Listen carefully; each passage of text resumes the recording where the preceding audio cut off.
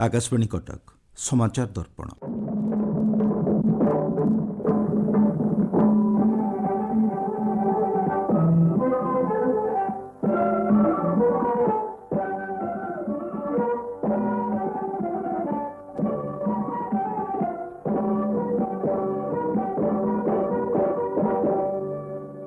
विश्व दृश्य श्राव्य और मनोरंजन शिखर सम्मेलनी world audio visual and entertainment summit WAVES 2025 विश्व गणमाध्यम एवं मनोरंजन शिल्प पर एक ऐतिहासिक कार्यक्रम परिणत होगाकू जाउछि। ଏହି କାର୍ଯ୍ୟକ୍ରମ ଚଳିତ ବର୍ଷ ମେ ମାସ 1 ତାରିଖରୁ 4 ତାରିଖ ପର୍ଯ୍ୟନ୍ତ ମୁମ୍ବାଇର ଜିଓ ୱାର୍ଲ୍ଡ କନଭେନସନ୍ ସେଣ୍ଟରରେ ଅନୁଷ୍ଠିତ ହେବ। ଏହି ଶିଖର ସମ୍ମିଳନୀ ଶିଳ୍ପ ଜଗତ, ବିଷୟବସ୍ତୁ ନିର୍ମାତା, ନିବେଶକ ଏବଂ ନୀତି ନିର୍ଦ୍ଧାରକମାନଙ୍କୁ ମନୋରଞ୍ଜନ କ୍ଷେତ୍ରର ଭବିଷ୍ୟତ ଗଠନ ପାଇଁ ଏକ ପ୍ରକୃଷ୍ଟ ମଞ୍ଚ ପ୍ରଦାନ କରିବ।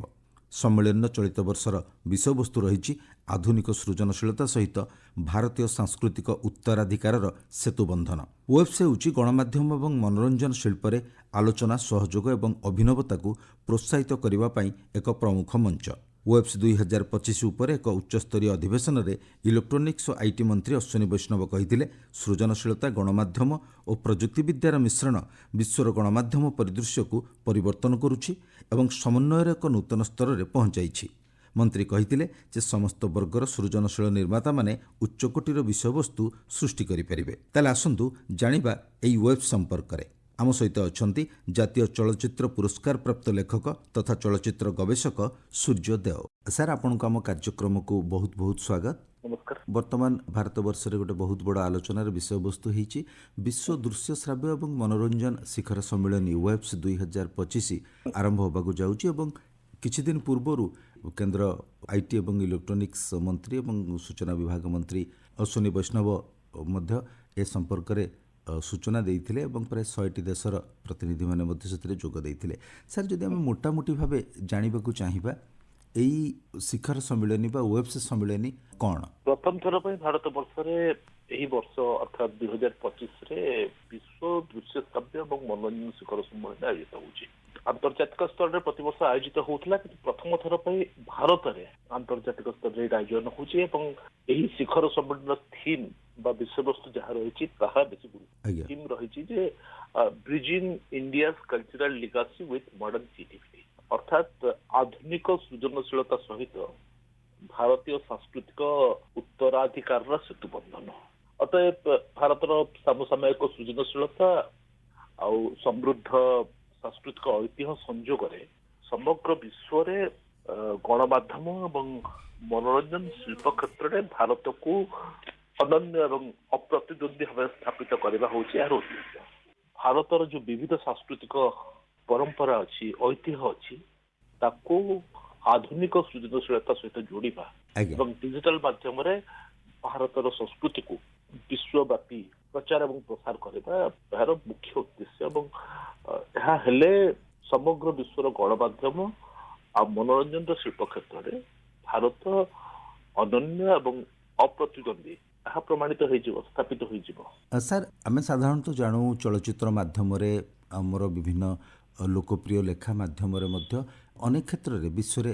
ଆମେ ଆଦୃତି ଲାଭ କରିଛେ। ଆମର ଚଳଚ୍ଚିତ୍ର ମଧ୍ୟ ବିଶ୍ୱସ୍ତରରେ ଉଚ୍ଚ ପ୍ରଶଂସିତ ହୋଇଛି। ବିଭିନ୍ନ ଲେଖାଗୁଡ଼ିକ ବିଭିନ୍ନ ବିଶ୍ୱର ଭାଷାରେ ଅନୁଦିତ ମଧ୍ୟ ସାର୍ ହେଇଛି। ମୁଖ୍ୟତଃ ଯେତେବେଳେ ଆରି ଉପରେ ବର୍ତ୍ତମାନ ଭାରତ ସରକାର ବେଶୀ ଧ୍ୟାନ ଦେଉଛନ୍ତି ଏବଂ କୁହାଯାଉଛି ଇଏ ଗୋଟେ ବିଶ୍ୱସ୍ତରରେ ଭାରତ ପାଇଁ ଗୋଟେ ଦୃଶ୍ୟ କଥା କୁହନ୍ତୁ, ଆପଣ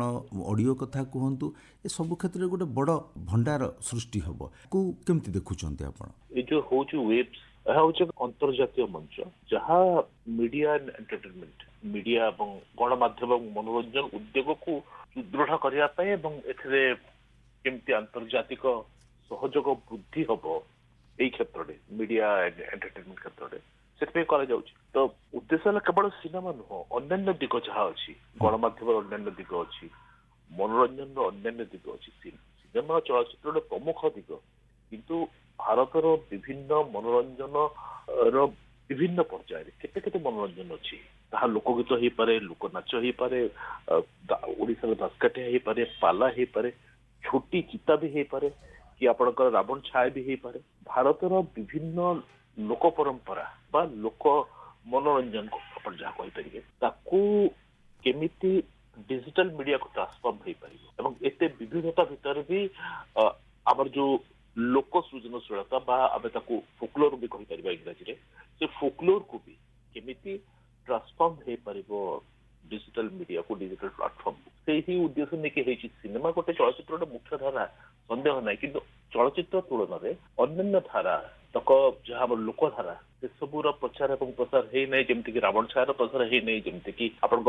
प्रहलाद नाटक प्रसार है नहीं ओडिशा कथा कहूँ जमीक छौर भी एत प्रसार है नहीं केवल ओडिशा प्रसार बेसी होती तेणु काठी कंढे नाच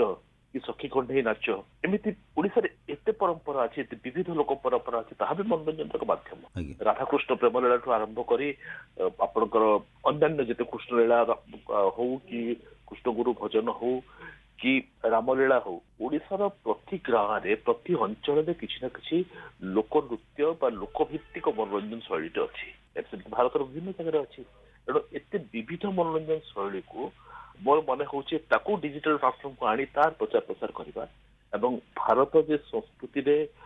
मनोरंजन रे एवं ऐतिह्य अनन्य और अनुपम यह प्रमाणित करने वेब्स होची सर जितेबाला कहुच्छी वेब्स गोटे विश्व स्तर रे निर्माता मानक मध्यरे गणमाध्यम विशेषज्ञ बा जो माने कंटेंट क्रिएटर अच्छी जो माने विषय वस्तु सृष्टि करती बा निर्माता मानक मध्य आमे बुझी परिबा सेमानकु गोटे मंच को आनिबा फल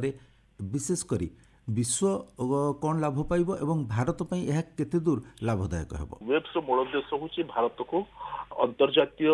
गणमाध्यम एवं मनोरंजन उद्योग एक केंद्र भाव में परिचित करवा ए मंच एनिमेशन अच्छी मंच अच्छी एनिमेशन अच्छी गेमिंग अच्छी थिएटर अच्छी मनोरंजन अन्य उपकरण अच्छी मेन स्ट्रीम और आंचलिक सिनेमा विषय भी अच्छी जहाँ विषय आलोचना हम एवं ये आलोचना हला फल एंटरटेनमेंट इंडस्ट्री मनोरंजन शिल्प गोटे नूतन अवसर सृष्टि हम हुए तो से अवसर हो पारे जीविकार से अवसर हो पारे सृजनशीलतार एवं से अवसर भारतर संस्कृति एवं परंपरा को प्रसारित कर अवसर भी हो पारे एवं से आउ एक बड़ कथा हम जे आम जो टेक्निकाली जो डिसिप्लिन अच्छी आम वैषयिक श्रृंखला कहवा वैषयिक श्रृंखला एक निहाती सत्य जे वैषयिक श्रृंखला संपर्क में आम किसी जाचु किंतु अंतर्जातीय क्षेत्र में वैषयिक श्रृंखला एत बेसी व्यापी गला तार प्रभाव धीरे धीरे भारत उपर पड़ुଛି से वैषयिक श्रृंखला सहित परिचित होगापाई मंच प्रस्तुत होपर आउ एक बड़ कथा हम आंतर्जातिक निवेश भी पार आंतर्जातिक निवेश हेले भारत को शिल्प क्षेत्र में मनोरंजन शिल्प क्षेत्र में भारत समृद्ध हम जेहेतु भारत एत बड़ बजार और भारत में मनोरंजन एत विविधता अच्छी एत विस्तृत मनोरंजन धारा अच्छी तले डिजिटल प्लाटफॉर्म को ट्रांसफॉर्म कर स्वप्न से देखुची से यही मंच निहाती भाव में पुंजी निवेश क्षेत्र में एक बड़ मार्गदर्शन करियो बोली मु भाबुची एवं आशावादी मध्य सर बढ़िया कथा कहले ये गोटे प्रश्न मन को आसुची जेतेबेले आमे सारा विश्वर अनेक गुड़िए देश को देखुचे यही मनोरंजन दृष्टि कहतु बा गणमाध्यम ज्ञानर परिस्फुटन कथा कहतु बा आम भितर आदान प्रदान कथा कहतु सेतिक बेले भारतीय संस्कृति रे जो आमर अनेक गुड़िए भाषा धर्म संप्रदाय एवं रही तेणु से दृष्टि आम पाखरे बहुत गुड़िए से क्षेत्रर तथ्य रही कहानी रही गल्प रही जो सब आप उदाहरण एवं दौले जमी प्रहलाद नाटक कथा बा काठी कंढई कथा सेतिक बेले सार जितेबाला किछिटा शिल्प आपड़ जदि आम ओडिया चलचित्र शिल्प को आम नहीं पारिबा जो अवस्था दे गति करुच्ची भारत वर्ष में एमती केते गुड़िए सब रही जहाँ ताकू सबू यही वेब्स केमिति भाव में प्रोत्साहित करिवो बोली आपण भाबुचंती वेब्स 2025 मो जानिबार जो बड़ा प्रमुख अंश रही से सब गणमाध्यम और मनोरंजन शिल्पर महत्वपूर्ण दिग सह संयोजित होती संयोजना भितर आपणकर टेलीविजन चलचित्र digital media online streaming gaming एवं आईटी एक्सपर्ट वैषयिक ज्ञान कौशल विशेषज्ञ एवं अन्य अग्रगण्य लोक मैंने भी अंशग्रहण करेंगे द्वितीय कथा हूँ सम्मेलन में एमएसएमई जहाँ आम कहूँ micro small and medium enterprises तार स्टार्टअप स्थिति भी रहा अर्थ जो मैंने जो क्षुद्र और मध्यम शिल्प वर्ग जो अच्छा से शिल्प वर्ग माने मीडिया बा गणमाध्यम एवं एंटरटेनमेंट मनोरंजन ताकर प्रस्ताव दे पारे निजर नूतन वैषयिक कला कौशल भी देखी पारे ଯେହେତୁ ଆପଣ ଜାଣନ୍ତି ଯେ ସମଗ୍ର ବିଶ୍ୱରେ ଟେକ୍ନୋଲୋଜିରେ ମାନେ କଳ୍ପନାଶୀଳତା ଟେକ୍ନୋଲୋଜିରେ ବା କଳ୍ପନାଶୀଳତାର ବୈଷୟିକ କୌଶଳରେ ଭାରତ ଶିଖରରେ ଅଛି ଏବଂ ସେଥିପାଇଁ ତ ଅନ୍ୟାନ୍ୟ ଦେଶ ସେ ଆମେରିକା ହଉ ବା ଇଂଲଣ୍ଡ ହଉ ବା ଅଷ୍ଟ୍ରେଲିଆ ହଉ ସେଠି ଯୋଉମାନେ ଆଇଟି ସେକ୍ଟରରେ କାମ କରନ୍ତି ବା ଯୋଉମାନେ ଇନଫର୍ମେସନ ଟେକ୍ନୋଲୋଜି ସେକ୍ଟରରେ କାମ କରନ୍ତି ବୈଷୟିକ ଯୋଗାଯୋଗ କ୍ଷେତ୍ରରେ ବୈଷୟିକ ଜ୍ଞାନ କୌଶଳ କ୍ଷେତ୍ରରେ କାମ କରନ୍ତି ସେମାନଙ୍କ ମଧ୍ୟରୁ ଅଧିକାଂଶ ହଉଛନ୍ତି ଭାରତୀୟ। ଏହା ଅନସ୍ୱୀକାର୍ଯ୍ୟ ଏବଂ ଯାହା ସମସ୍ତେ ଜାଣନ୍ତି। ତେଣୁ ଆମ ଦେଶରେ ବୋଧେ ସେତିକି ସୁଯୋଗ ନାହିଁ ବା ଆମ ଦେଶରେ ଆଇଟି ସେକ୍ଟରକୁ ନେଇକି ଇନଫର୍ମେସନ ଟେକ୍ନୋଲୋଜି ସେକ୍ଟରକୁ ନେଇକି ସେତିକି ନିଯୁକ୍ତିର ସୁଯୋଗ ବିସ୍ତାରିତ ହୋଇନାହିଁ ବୋଲି ଆମ ଭାରତୀୟ ମାନେ ବିଦେଶକୁ ଯାଉଛନ୍ତି। ସାର୍ ଏହା ନୁହଁ ଯେ କେବଳ ଅର୍ଥ ଆଶାରେ ସେମାନେ ଯାଉଛନ୍ତି। ଜନ୍ମ ମାଟିର ମୋହ ସେମାନଙ୍କର ରହିଛି କିନ୍ତୁ ସୁଯୋଗ ଏଠି ନାହିଁ। ୱେବ୍ସ 2025 ରେ ଯୋଉ ଏମଏସଏମଇ ମାନଙ୍କର ଏବଂ ଷ୍ଟାର୍ଟଅପ ଉପସ୍ଥିତି ଯଦି ଚମତ୍କାରିତ ଭାବରେ ଏବଂ ଯୋଉମାନେ ନୂଆ ନୂଆ ଆଇଟି ସେକ୍ଟରରେ ନୂଆ ନୂଆ ଟେକ୍ନୋଲୋଜି ଡେଭଲପ କରୁଛନ୍ତି ସେମାନେ ଯଦି ତାଙ୍କ ଟେକ୍ନୋଲୋଜି ପ୍ରଦର୍ଶିତ କରିବେ ଏବଂ ଯାହା କରିବେ ମଧ୍ୟ କରିବେ ତାହେଲେ ନିଯୁକ୍ତି କ୍ଷେତ୍ରରେ ଗୋଟେ ବଡ ସୁଯୋଗ ସୃଷ୍ଟି ହେବ। ଏବଂ ଏମିତି ବି ହେଇଛି ଯେ ମୁଁ ଗୋଟେ ନୂଆ ଟେକ୍ନୋଲୋଜି ଡେଭଲପ କରିଦେଲି କିନ୍ତୁ ସେଟା ମୋ ପାଖରେ ରହିଲା ତାର ପ୍ରଚାର ପ୍ରସାର ହେଇପାରିଲା ନାହିଁ। ୱେବ୍ସ 2025 ହଉଛି ଏମିତି ଏକ ମଞ୍ଚ ଯୋଉଥିରେ ନୂଆ ଟେକ୍ନୋଲୋଜି ମିଡିଆ କ୍ଷେତ୍ରରେ ବା ଡିଜିଟାଲ ପ୍ଲାଟଫର୍ମ କ୍ଷେତ୍ରରେ ନୂଆ ଟେକ୍ନୋଲୋଜି ଡେଭଲପ କରିବ ମାନେ ପ୍ରଦର୍ଶିତ କରିପାରିବେ ପ୍ରଚାର ପ୍ରସାର ବି ହେବା ଏବଂ ଏହା ଦ୍ୱାରା ଗୋଟେ ନିଯୁକ୍ତିର ବଡ ସୁଯୋଗ ବି ସୃଷ୍ଟି ହେଇପାରେ। ଏହା ସହିତ ଯୋଉ ଭାରତୀୟ ଏବଂ ବିଦେଶୀ ନିବେଶକ ମାନେ ଗଣମାଧ୍ୟମ ଏବଂ ମନୋରଞ୍ଜନ କ୍ଷେତ୍ରରେ ଚାହୁଁଛନ୍ତି ଅର୍ଥନୈତିକ ଅଂଶୀଦାର ହେବା ପାଇଁ ଏବଂ ମନୋରଞ୍ଜନ ଉପକରଣ ଏବଂ ବୈଷୟିକ କୌଶଳ ନେଇକି ସ୍ଥାପତ୍ୟ କୌଶଳ ନେଇକି ସେମାନେ ଡିଜିଟାଲ ମିଡିଆରେ ବ୍ୟବହାର କରିବାକୁ ଚାହୁଁଛନ୍ତି ସେମାନେ ଏଥିରେ ଅଂଶଗ୍ରହଣ କରିବେ ଏବଂ ଏହା ଦ୍ୱାରା ନୂତନ ବଜାର ଏବଂ ଆର୍ଥିକ ଯୋଜନା ବି ତାର ଦିଗଟି ବି ବିକଶିତ ହବ ଉନ୍ମୋଚିତ ହବ। ଆଜ୍ଞା ୱେବ୍ସ 2025 ରେ ବିଭିନ୍ନ ପ୍ରତିଯୋଗିତା ମଧ୍ୟ ଆୟୋଜନ ହଉଛି ଏବଂ 25ଟି ପ୍ରତିଯୋଗିତା ଆୟୋଜିତ ହଉଛି। ଏହି ପ୍ରତିଯୋଗିତା ପାଇଁ ପ୍ରତିଯୋଗୀ ମାନେ ପ୍ରସ୍ତୁତ ହେଇସାରିଛନ୍ତି ଏବଂ ନିଜକୁ ରେଜିଷ୍ଟ୍ରିଭୁକ୍ତ କରିସାରିଛନ୍ତି। ତେବେ ୟାର 3ଟି ପ୍ରକ୍ରିୟାରେ କ୍ୱାଲିଫାୟର ରାଉଣ୍ଡ ଜୋନାଲ କମ୍ପିଟିସନ ଆଉ ଗ୍ରାଣ୍ଡ ଫିନାଲ 3ଟା ପର୍ଯ୍ୟାୟରେ ଅଛି ଏବଂ ସମସ୍ତଙ୍କ ପାଇଁ ବେଶ ଚମକପ୍ରଦ ପୁରସ୍କାର ଯୋଜନା ବି ଅଛି। 25ଟି ପ୍ରତିଯୋଗିତା ମଧ୍ୟରୁ ଭିଏଫଏକ୍ସ ଚ୍ୟାଲେଞ୍ଜ ବା ଆପଣଙ୍କର ଭିଜୁଆଲ ଇଫେକ୍ଟ ଚ୍ୟାଲେଞ୍ଜ ହଉଛି ସବୁଠୁ ଅନ୍ୟତମ। ଫିଲ୍ମ ମେକିଂ ଚ୍ୟାଲେଞ୍ଜ ଅଛି, ସଙ୍ଗୀତ ଏବଂ ଲିରିକ ରାଇଟିଂ ବା ଗୀତ ରଚନା କମ୍ପିଟିସନ ଅଛି, ସ୍କ୍ରିପ୍ଟ ରାଇଟିଂ ଚ୍ୟାଲେଞ୍ଜ ଅଛି କମ୍ପିଟିସନ ଅଛି, ଡିଜିଟାଲ ଆର୍ଟ ଆଉ କାଲିଗ୍ରାଫି ପ୍ରତିଯୋଗିତା ବି ଅଛି, ୱେବ୍ସ କମିକ କ୍ରନିକଲ୍ସ ଅଛି ଯାହା ଦ୍ୱାରା କମିକ ବା କମିକ୍ସକୁ କେମିତି ନିଜର ଟେକ୍ନୋଲୋଜି ଦ୍ୱାରା ଡେଭଲପ କରାଯାଇପାରିବ ତାର ବି ଯୋଜନା ଅଛି। ଏହିପରି ଭାବରେ ସବୁ ଏତେ ଗୁଡେ ଯୋଜନା ରହିଛି ଏବଂ ପ୍ରାୟତଃ 25ଟି ଯୋଜନା ଯାହା ପ୍ରତିଯୋଗିତା ମୂଳକ ଏବଂ ସେହି ମଞ୍ଚରେ ଭାରତୀୟ ମାନଙ୍କର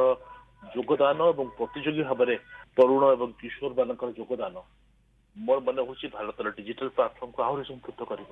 ସାର୍ ଯାହା ହଉ ଆପଣ ଅନେକ ଗୁଡ଼ିଏ ଉପାଦେୟ ତଥ୍ୟ ଦେଲେ ଆମ ସହିତ ଆଲୋଚନା କଲେ ସେଥିପାଇଁ ଆମର ଆଞ୍ଚଳିକ ସମ୍ବାଦ ବିଭାଗ ତରଫରୁ ଆପଣଙ୍କୁ ବହୁତ ବହୁତ ଧନ୍ୟବାଦ। ନମସ୍କାର। ସମାଚାର ଦର୍ପଣ ଆଜି ପାଇଁ ଏତିକିରେ ଶେଷ ହେଲା। ପ୍ରସ୍ତୁତି ଆଞ୍ଚଳିକ ସମ୍ବାଦ ବିଭାଗ, ଉପସ୍ଥାପନାରେ ମୁଁ ସତ୍ୟବ୍ରତ ବେହୁରା।